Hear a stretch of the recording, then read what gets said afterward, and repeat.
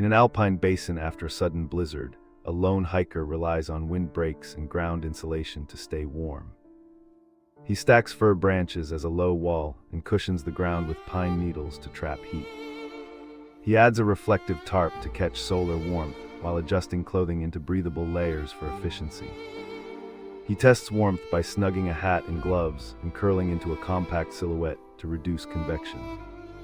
As light fades, he notes a safe ascent plan and uses natural cues to read shelter potential for the night.